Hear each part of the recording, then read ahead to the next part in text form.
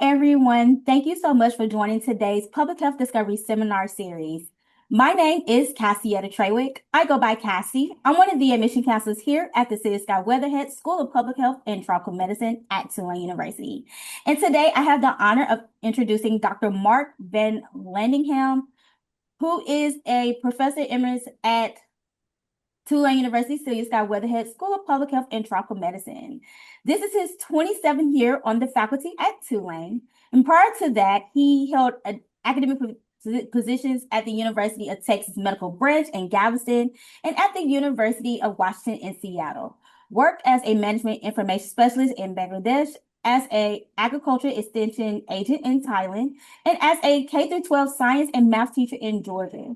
Dr. VanLandingham has also worked extensively in Vietnam, which, along with Thailand, is the primary geographic focus of his academic work. In his semi-retirement, he continues to publish regularly with colleagues and gives occasional lectures like this one. He is enjoying reading for fun, hiking, kayaking, and camping adventures with his wife Becky and other friends, and absorb amounts of tennis. Again, I'd like to introduce Dr. Mark VanLandingham, who will be presenting his Public Health Discovery Seminar Series titled Immigration and Health. Dr. Mark, take it away. Thanks, Cassie. Hey, everybody. Thanks for joining. I am Mark VanLandingham, and today I'm going to be presenting about immigration and health. I'm going to be providing kind of a brief, somewhat academic overview of the topic. I'm going to talk about some examples of recent research in the area, and then I'm going to close by highlighting some opportunities for those of you who might want to get involved with working with some immigrants or other mobile populations in the New Orleans area. I'm going to start by answering a question that many of you, as astute consumers of information, a rare commodity these days, are surely asking yourselves, why should I listen to this guy? Then I'll move right into the overview. I'm going to give a few examples of recent research in the area, provide some opportunities to learn more, and then I'll wrap up. I also look forward to your questions and comments near the end. Okay, says who? Well, as for me, I published and researched this topic for over 3 decades. I give some various references to work that I've done with my students and colleagues, if you kind of want more information about the topic at large, and also some of the examples that that I'm going to be giving during the overview. I also taught a graduate level course on the topic for many years, and this, of course, requires me to synthesize and explain a large and complex field, and it also compels me to stay up to date. And then, as far as my personal experience goes, I've lived for several extended stretches in very unfamiliar places, kind of like an immigrant. I mean, those for me was Thailand, Bangladesh, and Vietnam. So I do have some life experience that gives me some sense of what it's like, to be in the shoes of the people who I'm talking about. Okay, so why immigration and health? What makes it interesting to someone like me, and obviously somebody like you, because you chose to sign up for the webinar today. In other words, why might public health? I'm sorry, I got a little confused there. Actually, I forgot my screen. There it goes. So the reason why it's interesting to me is that immigrants often have very different health profiles from the existing population at destination, where they're going. And so when you have immigrants coming in to a place, it's going to change the overall health profile that public health researchers need to deal with, as they're kind of dealing with the health of the general population. Some of these immigrants are going to be coming over or to the new place with some health vulnerabilities or challenges, but they're also going. Some of the other ones are going to arrive with several health advantages, and I'm going to be talking about both of these today. Now, what links these two topics, immigration and health? In other words, what are some of the causal mechanisms that might link these two things together?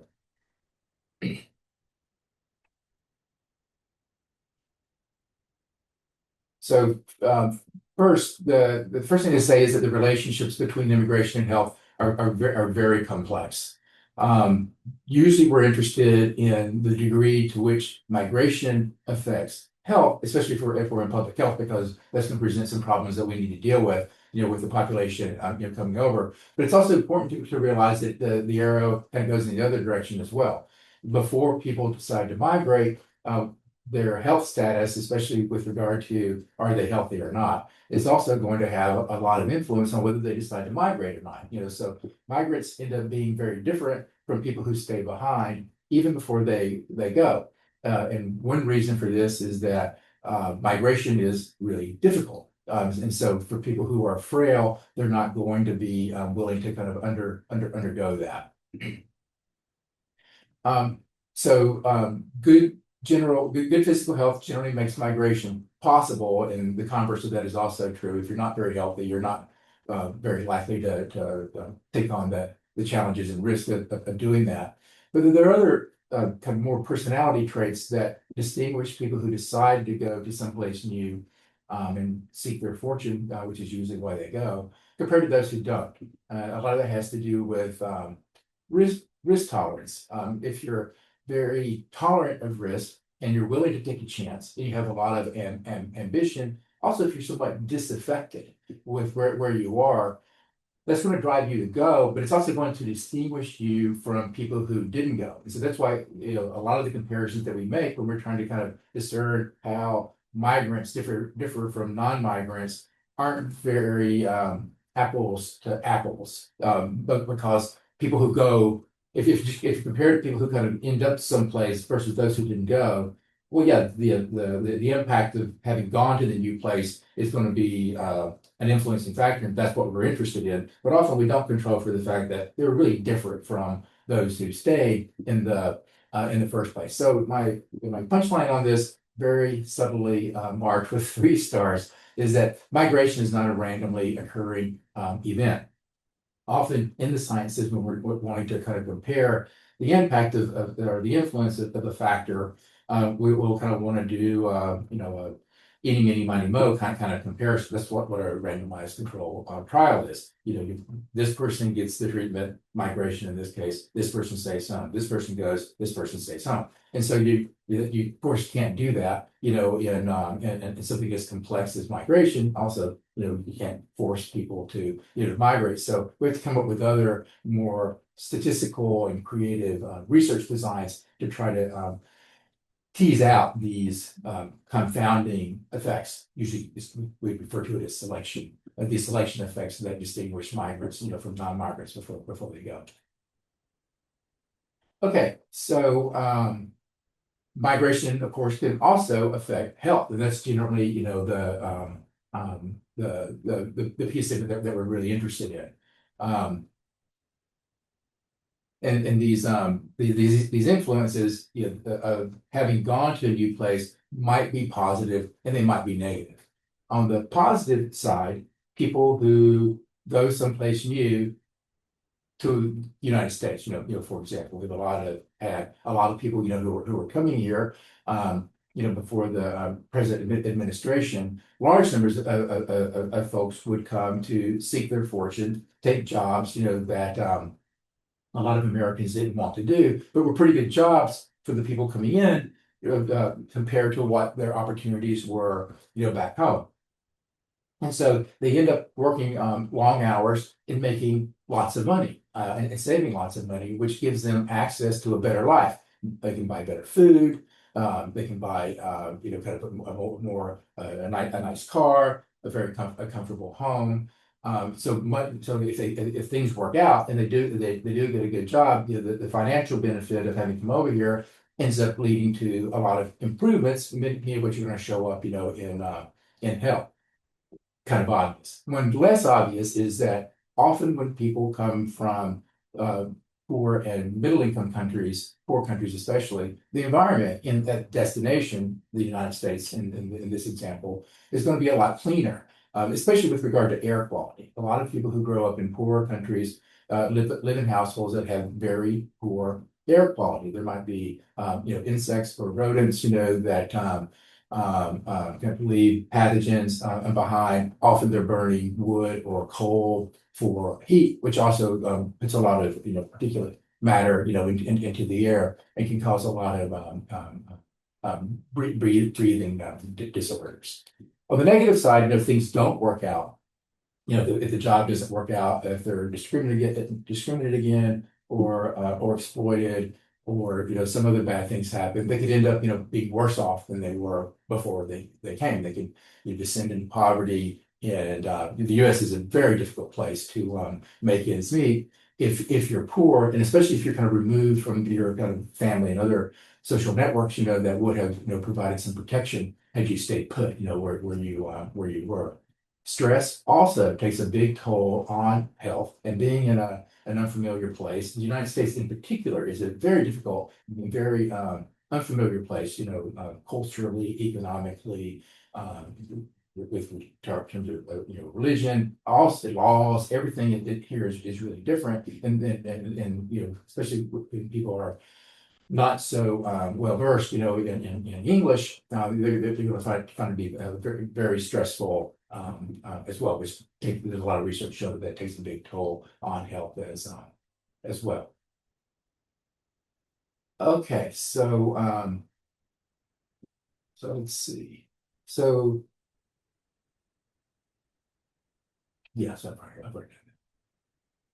Okay, so the third point I'd like to make is that regarding the causal relations between immigration and health is that these influences can take place at many different points in the journey. They might actually have some impacts on their health at origin.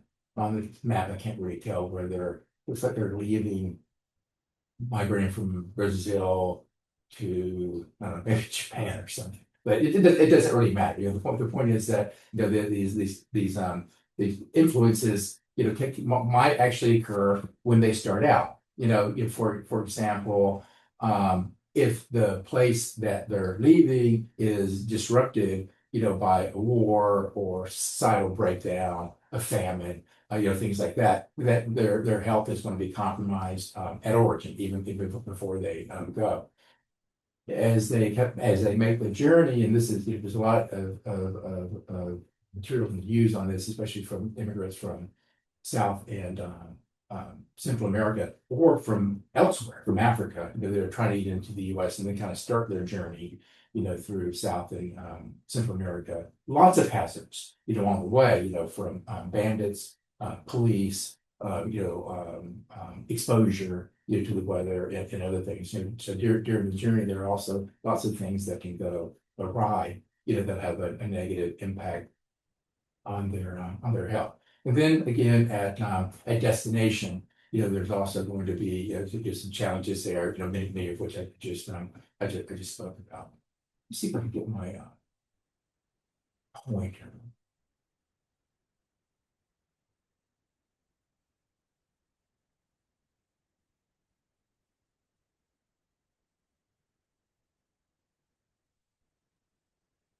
Aha, got it.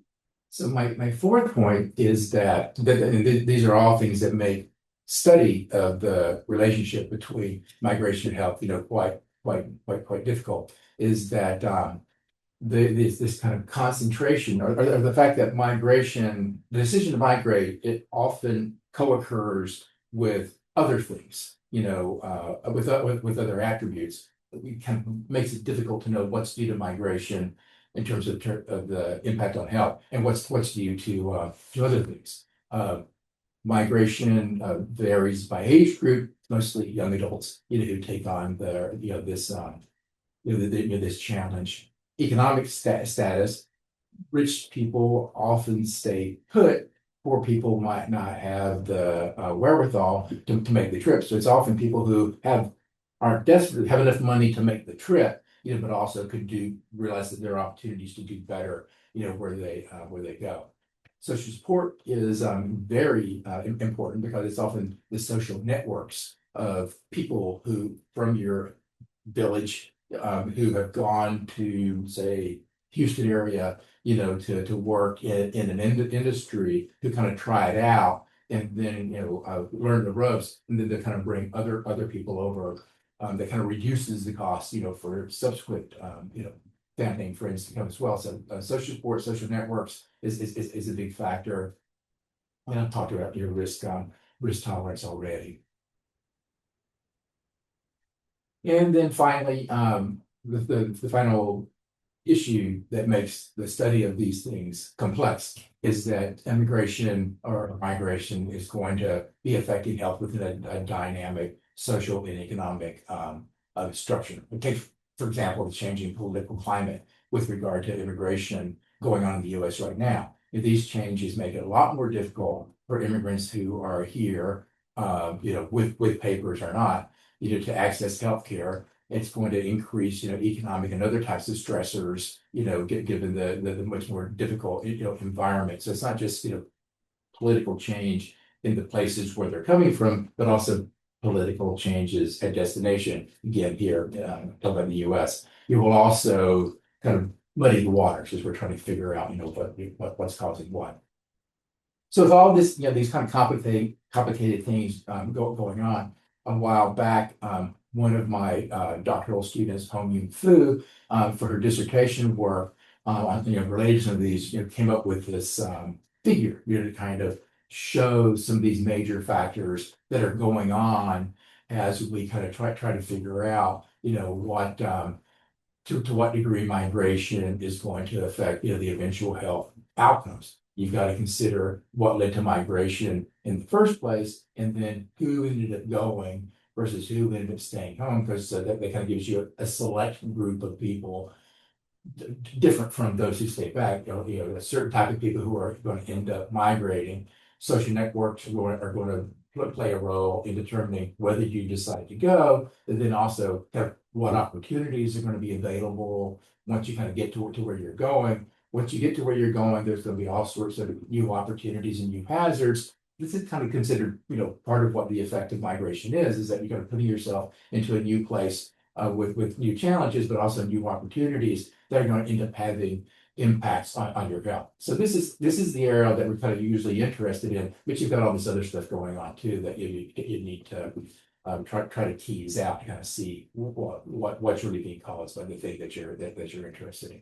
A little bit more about the research by Hong Yun in just a moment.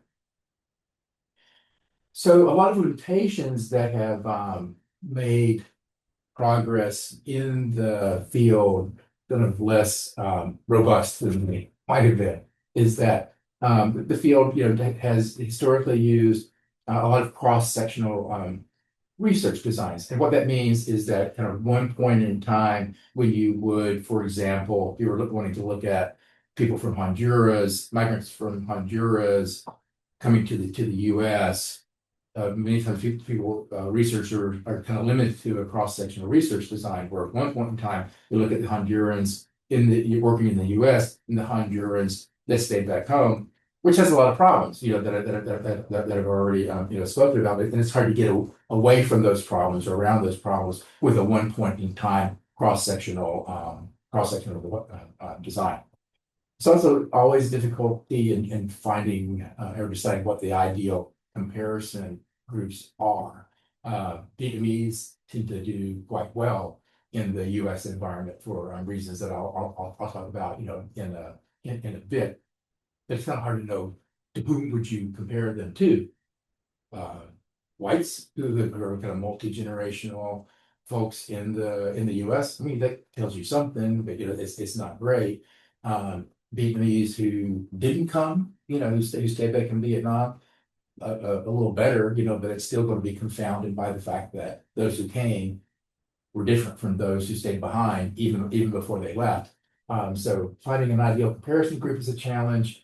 Related to that, accounting for these selection factors that I've talked about. And then many of our instruments have been fairly crude, where it measures extreme outcomes like death, or disability, for example, rather than kind of more subtle things like, to what degree are you, function, filling your social obligations, and measures of depression and vitality, things like that. So we've gotten better at kind of coming up with a more sensitive array of instruments to measure these things.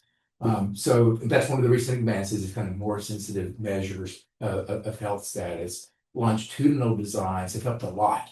where I'll be talking about a few examples of those, where if you're able somehow to measure people before they go, and then measure them, so you'll be able to assess to what degree are those who ended up moving to the new place different from those who stayed behind. If you're able to kind of get that before they go, that's a big step forward. And especially if you're able to kind of then follow them over time, see how they're doing at destination, and then see how their counterparts who didn't leave are doing at origin. That gives you a lot more leverage, on the question that you're interested in. Often that's not possible, and that's where natural experiments come in. These are kind of approaches that mimic randomized or have some similarities to a randomized control trial, when of course that's not feasible, for something like that.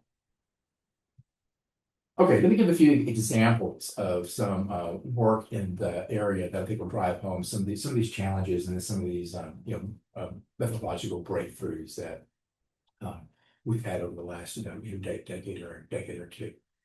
So the first one is going to be a case study of health impacts of rural to urban migration in Thailand. So rural to urban migrants are not immigrants, but they share a lot of similarities. Thailand, Vietnam, and other middle income countries are experiencing the same massive move from farms to cities that the US experienced 75, 80 years ago, when it became very difficult to make a living on a farm, all the jobs from factories, in the cities. That's what's happening in places like Thailand now. So you have massive migration, especially among young adults, leaving farms where there's very little economic or other types of opportunities for the cities. And it's very it shares that experience shares a lot with immigration. The language is the same, in this case, for people moving from, it's mostly the same, but there's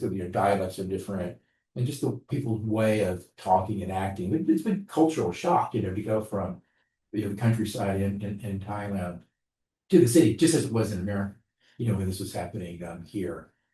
Like I said, mid 30s and 1930s, 1940s. So the question that we're asking here with my former doctoral student, Beth Nauman, and now colleague, and then colleagues Phil Englevich, Pumaporn, and Suriporn in Thailand is: does rural to urban migration affect the health of those who go, to the city? And it's a longitudinal approach to kind of get around some of these issues that I was mentioning before. So the data were collected, beginning in 2005 in a set of 100 villages in Kanchanaburi, which is on Thailand's western border with Myanmar, where we interviewed everybody. We didn't know who was going to go, to the city, but we knew a lot of them would, because people were kind of going all the time. 2 years later, we went back and interviewed people again. In the villages, if they were still there, and if they weren't, we went to go find them in usually the greater Bangkok area was where they had migrated to, and had actually quite good success in doing that, because they stay in pretty close contact with their villages of origin. And then in 2009, oh sorry, in 2007 we had the 2007 we re-interviewed the people who didn't go, the rural villagers. Found the migrants who went to greater Bangkok area. And then we included a group of long-term urban residents, again, to kind of help with having the right comparison groups. Partly we wanted to measure those who migrated to the city with those who stayed behind, but we also wanted to measure those who migrated to the city with those who have been there for a long time. So we did that in 2007. And again, in 2009, longitudinal, same people, 3 different waves of data. We use this pretty subtle and sophisticated instrument, the SF-36, to assess lots of different dimensions of both mental and physical health. And so here's how it turned out. So you can see from the red line, you can see that over time from 2005 to 2007, the mental health status, let's just call it happiness, contentedness, if you will, for people who stayed behind, improved. That generally happens as you get a little bit older. You get a little bit happier as you move from, being a really young adult to a little bit older. But when you look at the rural to urban migrants, what a couple of things, really jump out. One is that they weren't so content, in 2005 before they had decided to migrate. So that kind of accords with what we would have predicted, with our theories that disaffection is one of the things that lead people to move in the first place. And look at the improvement. They did the right thing. They were much happier, much better off. In the city, they were making more money, kind of finding more kindred spirits, had a lot more freedom, especially for the women. And we did a lot of qualitative research on this topic as well. And they'll go on and on about how it's night and day, to be a young woman in the city compared to in the rural area where everybody's in your business, all the time. There's that kind of no privacy, to pursue relationships, for example, because everybody's kind of, peering over your shoulder and kind of, paying attention to you. So the men improved as well, but the women had the biggest improvement. So the results, I think the substantive, results are pretty interesting, but it also kind of shows the value of a longitudinal approach. Had we only had the cross-sectional data, we would have been misled into believing that migration had no impact on mental health status, since the levels, kind of, didn't really change, so much if you weren't able to kind of take into account the two waves.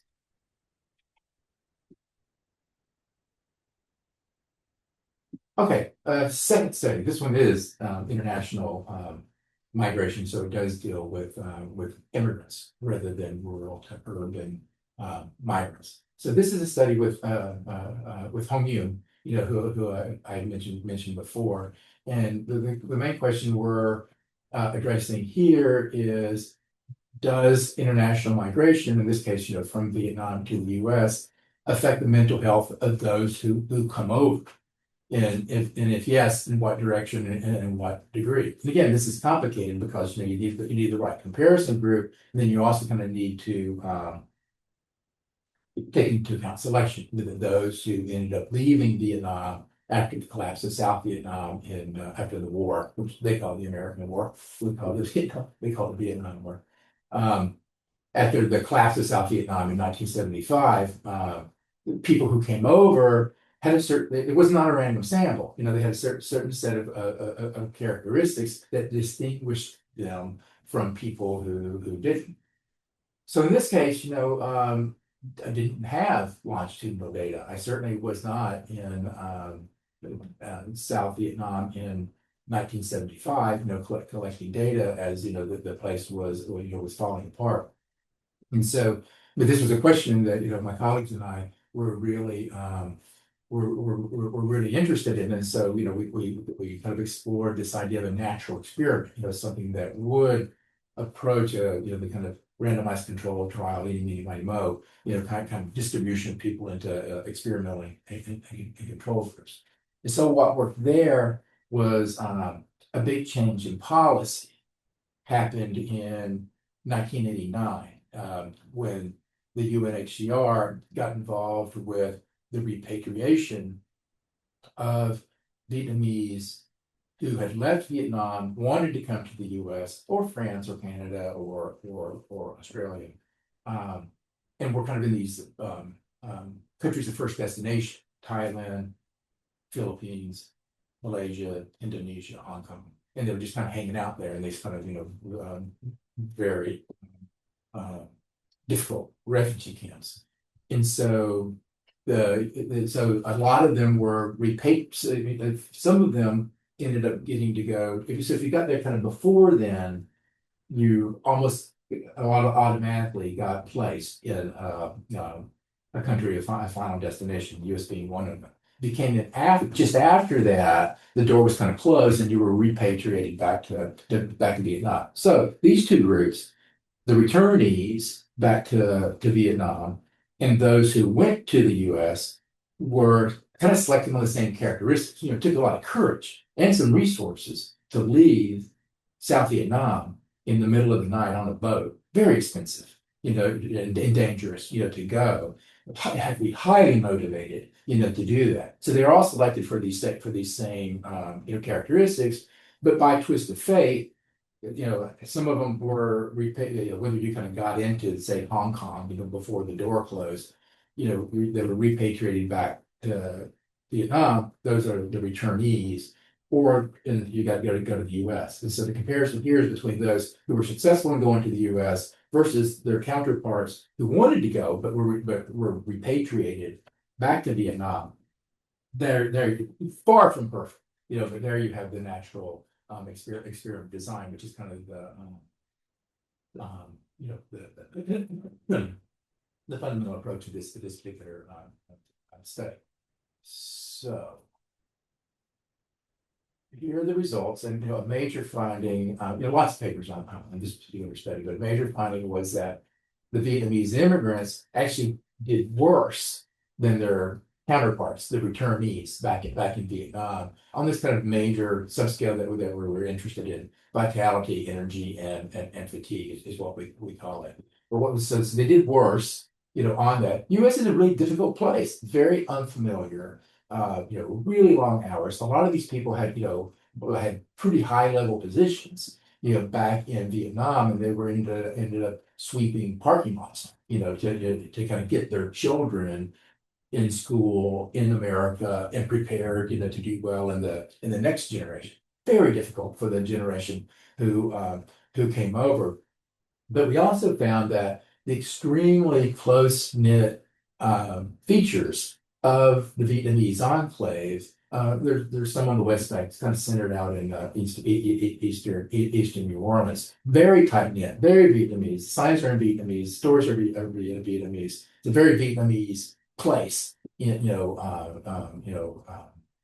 it kind of gives a lot of these people kind of speaking the same language. They understand each other. They're watching out for each other. The sociological place barrio effects, because it kind of came from the literature when there were a lot of people from Mexico, coming in. So you have a lot of social glue in these areas. People are kind of looking out for each other, and the fact that these social ties were stronger, even than they were back in Vietnam, by virtue of we all have to stick together here, in the U.S. That feature mitigated the negative. It would have been worse had it not been for those strong social ties. So the strong social ties mitigated some of the very difficult challenges, being in the U.S.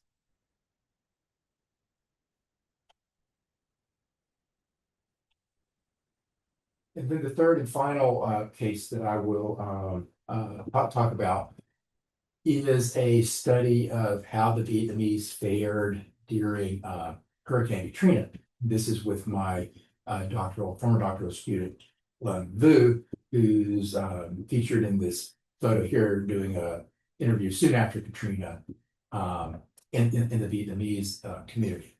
So this was kind of an accidental longitudinal study. We had done actually the wave for the project I just talked about. We had this study where we were interested in Vietnamese in the U.S. and how they were faring compared to their counterparts, but back in Vietnam. That was the study that we were interested in. Just so happened that we collected those data right before Katrina hit, and hit the Vietnamese community very hard. Flooded them out. Everybody was evacuated and left.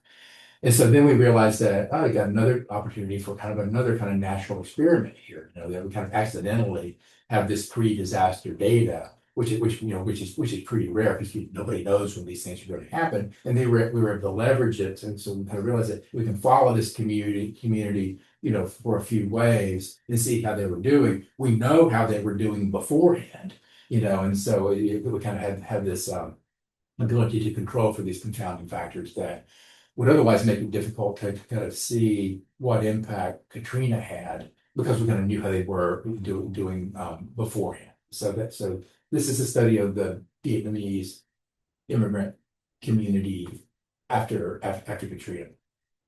And so wanted to know, kind of, to what degree were they impacted, and then it's also compared to other groups, and then on what dimensions, and then who within the Vietnamese community who fared better, who fared worse.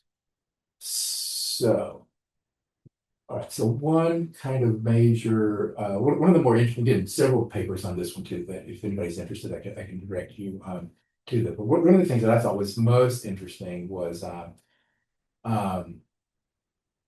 the Viet was acculturation. To what degree had the Vietnamese acculturated to American society in terms of friendships, language, and food. And so the short answer to that is not much. There were most of them were very Vietnamese, in orientation, had not really assimilated much or acculturated much, to American society. Very insular community, not much. Second generation does very well, on this. They're as American as I am. First generation, very, very Vietnamese, very, very slow to acculturate. And so, but there is a distribution on this, so a few of them have acculturated quite well, most of them not so much, and then some of them in the middle. And so I think one of the most interesting findings from this study with Lung is those who functioned well, both in Vietnamese culture, language, friends, food, and American culture were the ones who were best positioned to bounce back after Katrina. That they kind of had their cake and they could eat it too. They kind of had all the benefits of living in this, very tight knit, very Vietnamese community, but they also kind of had the kind of local knowledge about how to deal with American institutions like insurance, companies and government and NGOs and contractors and things like that. So it was those who were kind of more bicultural who did the best.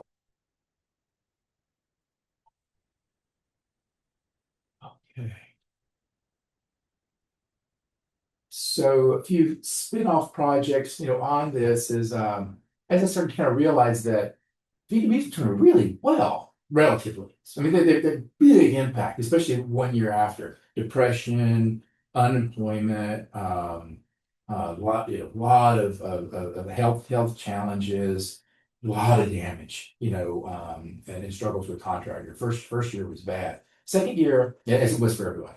Second year, still bad for everybody, including me. I was bad, really bad. I think I might have been worse second year than the first year. And the Vietnamese were really kind of starting to bounce back, with on all those measures I just mentioned, employment, income, health status, yeah, and so I started to think a bit about, well, what is it about might there be something about being Vietnamese, that gives them a leg up in recovering from a setback, like Katrina. In other words, I got really interested in this idea of resilience. And so I don't have time to talk about that now. But if you're interested, there's a piece in Science Magazine that covered some of our work on this. I wrote a book, during this period about kind of what I took away from this, in terms of this idea of the Vietnamese. Well, Vietnamese obviously did fare better. There's a lot of objective on that. And the question, kind of more open for interpretation is why. Very difficult question to answer. And then probably the easiest thing to read on it is this op-ed that I wrote a few years ago for the New York Times, where I kind of summarized some of those issues. Okay, let me wrap up with a few opportunities for those of you who are really interested in immigrants and other global populations in the New Orleans area to get involved in that. So a couple of suggestions is another recent doctoral student of mine, Milk Pham, teaches a course at Tulane called Population Mobility and Health, where she's strong interested in immigrants and refugees. She's an immigrant herself. But also, she's a very persons experiencing homelessness, itinerant workers, climate, so-called climate refugees, and pretty broad take, on displaced populations, and has a lot of specific examples. There's a lot of theory. There's some great problem sets that she's developed. You're going to give you some analytical skills, in dealing with your data on it. So we highly recommend that. Got an email there at the bottom if folks are interested. It's usually taught in the fall. And then for those of you who might be interested in getting involved in some work with persons who are experiencing homelessness, my colleague Catherine Antonopoulos leads several initiatives working with Unity, which is kind of an umbrella organization that coordinates a lot of the other organizations working with this population in the community. And so feel free to reach out to her about the email there as well. A couple of kind of general readings on the topic are here in case you not technical at all. Most of the stuff I've summed down is pretty technical. These are kind of more general. All right, to wrap up, the relations between immigration and health are complex. Hope I convinced you of that. After working on it all these years, and then every problem is so hard to answer because you got so much stuff going. So there's that. Often we kind of think about the negative impacts of the problems that immigrants are having, say, in the U.S., for example, because that's where we live. But where, to me, what's kind of really much more interesting, but just kind of is a bigger piece of it is they come with so many assets. Their ambition, their drive, their willingness to endure difficult, I think they're very focused on upward social mobility, and so most of them do extremely well. Coming to the U.S., but not all of it. There's a lot of opportunities for them to be exploited, and they are. And then lots of problems, especially coming out of a place like Vietnam, Cambodia, the bomb, in Laos that came out of that China, conflict with so many horrible things that happened to them, either as soldiers or as civilians, and often trauma is a big part of the health profile of refugees coming into the U.S. when they escaped a really difficult situation. And then finally, there are lots of ways to get involved. In addition to the two I mentioned, Catholic Charities, of course, there's a lot of work, on Emeritus in the area, and then there are other organizations as well. And you can contact me. I think some other organizations to reach out to. That's it. I'm looking forward to your questions and discussion. Thank you so much, Dr. VanLandingham. And so we have some questions in the chat. This first one, and they is a long message. They wanted to give you a special thanks. So I want you to read that for yourself. But the question that they had, given recent shifts in national immigration and public health policies, how do you see these changes influencing Vietnamese immigrant communities in New Orleans? Additionally, how might these shifts shape the direction of future research in this area? And lastly, are there emerging opportunities or gaps that scholars and students should be paying particularly attention to? Great series of questions. Regarding the first one, for better and for worse, the Vietnamese community is going to become more and more like very, less and less Vietnamese and more Americanized as things move forward. How could it not, right? I mean, so the second generation, they've all gone to school with American kids, in English. As they grow up, they're exposed to, I mean, their parents, certainly influence them too.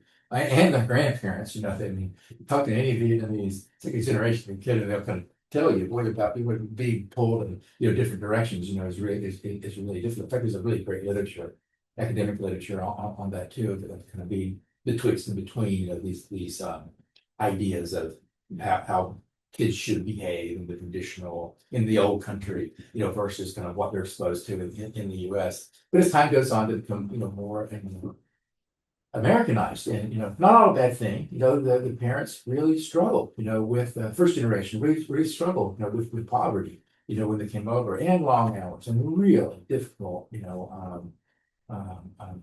taxing jobs to make it possible, for their kids to have a better life, and have more opportunities in mainstream American economy than they would have had. So I don't know. I find it kind of sad because I find the culture and the festivals and traditions and the dress, wow, just absolutely fascinating.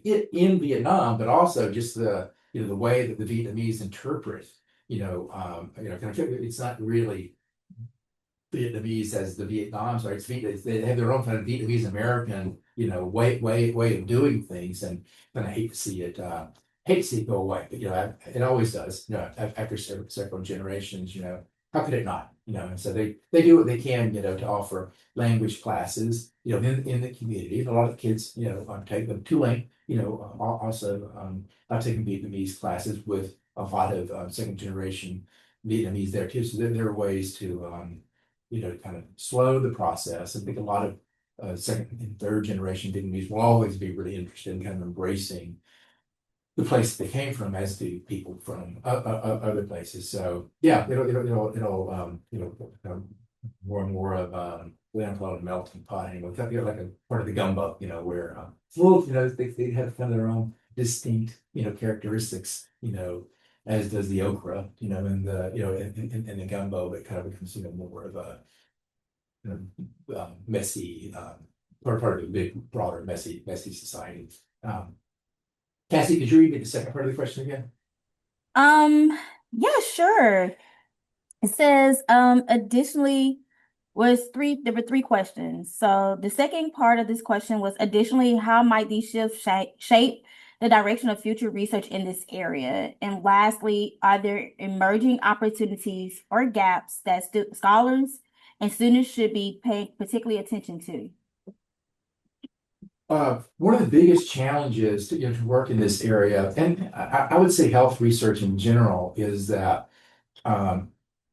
we really need longitudinal research, to be able to answer some of these questions. And another example is, these ACEs, adverse childhood experiences. So important, what young kids experience, early in life, and what the consequences are for certain later childhood, adolescence, young adulthood, and then throughout their whole life. But you really have to have longitudinal research to be able to assess what those influences are, and to kind of give you some insights into what to do about it, or how to mitigate, some of the negative impacts. And with the cuts to NIH and other sources of federal funding, it's becoming extraordinarily difficult, to do that.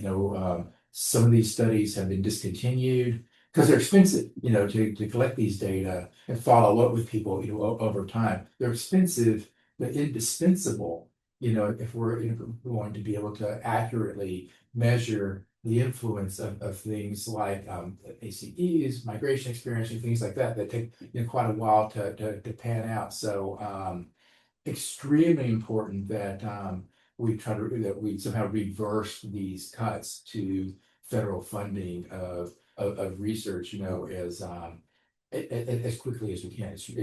It's extremely misguided, and it's going to have huge negative impacts on public health. All right, we got some more questions for you, Dr. Mark. So the next question is, how did you address and avoid your own personal biases to conduct this research? Very good question. Very difficult to completely check those at the door. So one controversy, or kind of one difference in opinion, that I've had with several of my colleagues and students is, don't you really need to be Vietnamese to study the Vietnamese or Thai to, to study Thai? There's an argument for that. But I think the stronger argument is that you really need both. I mean, you really do need um, scholars, public health scholars, and social science scholars, and scholars of all stripes of Vietnamese descent to study Vietnam and to study other places too, because you want to have people who are kind of coming from different points of view, looking at the same thing, because as the person who asked the question, realizes that we bring our own personal baggage, with us. There's kind of no way to do it. So you want to kind of have different types of baggage, from different researchers kind of coming in from different perspectives, looking at the question, and hopefully there'll be some things that they all kind of see, that you can kind of that aren't confounded by by that baggage. But to the degree that you have to be Vietnamese to study Vietnamese or an immigrant to study immigration, I don't think so, because you're kind of coming in with your own, set of baggage too. And I find that a lot of my Vietnamese colleagues, a lot of my Thai colleagues often take a lot of things for granted about that it's not obvious to them, kind of, some features of Thai society, say, it just kind of seems, of course, a matter of fact to them. It kind of takes an outside person coming in, realizing, well, this is really different, from the way I grew up in, small town Mississippi and Georgia, or in the United States, and so kind of having somebody looking from the anthropologists call it emen and edict, sort of, looking from the inside, being on the inside and kind of, seeing how these things work. And then it has a lot of advantages and disadvantages versus, kind of looking from the outside where this stuff isn't kind of matter of fact, to you also has a lot of advantages. And so I hope it doesn't sound like I'm avoiding the question by saying that you really need both, and you kind of need people from different, perspectives, all throughout, academia and public health and clinical medicine. So you're kind of getting, people who, I mean, you have everybody kind of carting around the same baggage, then nobody will kind of challenge assumptions that might be true. And that's, I mean, that's that's one of the strongest arguments for having, a diverse group of people in any room. You kind of need the person that was it kind of brought up the same way to say, I don't know about that. I mean, that's not apparent to me, to kind of, to question some of these assumptions. You don't want everybody the same, I guess is what I'm saying. Thank you, Dr. Mart. Have another question. In countries experiencing high rates of immigration, how does the large influx affect health outcomes, and what are the new epidemiological research to evaluate? In terms of research plan, what would you recommend? I'm sorry, I heard it, but I didn't quite get it. Do it one more time, please. Yeah. In countries experiencing high rates of immigration, how does the large influx affect health outcomes, and what are the new epidemiological research to evaluate? Well, I think it affects health outcomes, in a lot of ways. So I can't help thinking about the anti-immigrant sentiment throughout the U.S. right now, and it's taken takes up so much oxygen, in the political, discussion, that I do worry that it may have undermined, some support for public health, because I think for a lot of people who are not immigrants, and may not be, kind of amenable, to having immigration, they might feel that a lot of public health is directed, the resources of public health are directed to people that are not like them. In other words, their tax dollar, they're not really benefiting or gaining the benefit from their tax dollars. And I think they don't realize, that initiatives like vaccination, for example, affects all of us, that it's not just poor people or immigrants or anybody else, who are going to benefit from that. But, with a contagious disease, you need to have a certain, proportion of your children immunized, to keep measles from, kind of, kind of spreading throughout the childhood, population. So I worry that the kind of noise and chatter and discourse, on immigration these days, might be contributing to some of the declining public interest in kind of doing for public health, doing things that will benefit, the broader population. All right. Got another question for you, Dr. Mark. For the research you did in Thailand, were you surprised by data showing that the women had favorable mental health outcomes, since that is not always the case? That's great. It really ties in well, to the earlier discussion we had about you kind of need different types of voices in the room.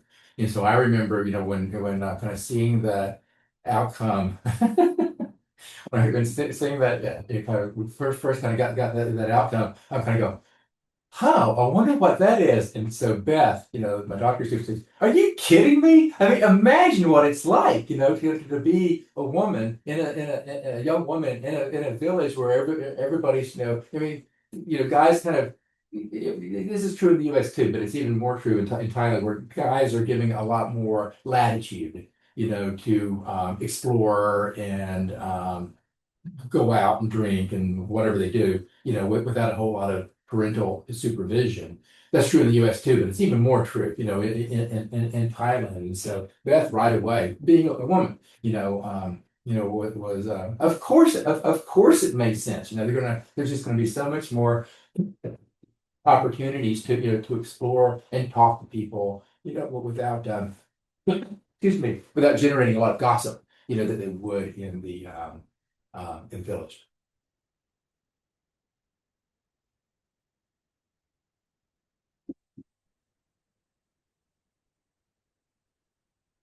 Still with me, Cassie? Here we Oh, go. hopefully you lose me. I got one more question for you, Dr. Mark, and it is piggyback off of the first question that we had. And so this individual asked, in addition to that question, how would you recommend undergraduate students getting involved in this research? It is difficult because there is not that trust of maturity established to work with vulnerable populations, nor the ability to conduct this research independently, but there still seems to be a lot of work left to do. So how would you recommend undergraduate? Great question. Yeah, there's so many opportunities.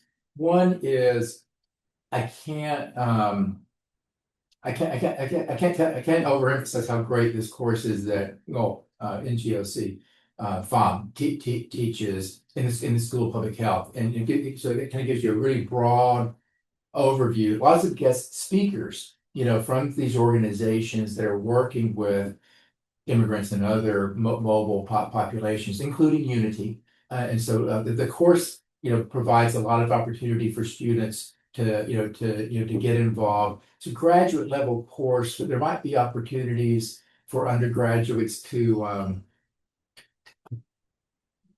excuse me, to take it. I don't know how that would work, but getting in touch with Noel would would be a great idea, and also getting in touch with Catherine Andronopoulos if persons experiencing homelessness is one of these groups that the student might be interested in. Catherine has a lot of activities going on with that.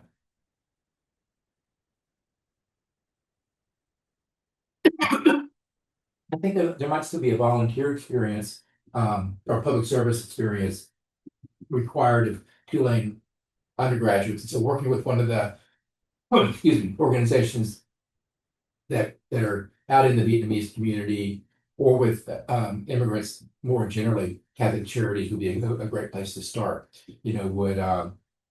I think it would be a great first step, and my sense is that they would welcome an inquiry. Well, thank you so much, Dr. VanLandingham. I think we have, let's see. Last question. Would this course or reaching out to the professor be available even if you're not a Tulane undergrad? Yes, it is possible to audit a course. So I recommend that student send the query to me. And then my address is, I should have put it on the cover page, sorry. It's MVANLAN at Tulane.edu. You can just look up Mark VanLandingham on the Tulane website and I'll come up. You can send it to me. Let me think about that a little bit, and I'll make a query. All righty. Well, thank you all so much for joining today's Public Health Discovery Seminar Series. Thank you so much, Dr. VanLandingham, for presenting this wonderful Public Health Discovery Seminar Series. We will be having our last Public Health Discovery Seminar Series in a couple of weeks, so definitely check on our website to see when the next one will be. Again, thank you all so much, and you all have a wonderful day. Take care. Bye, everybody.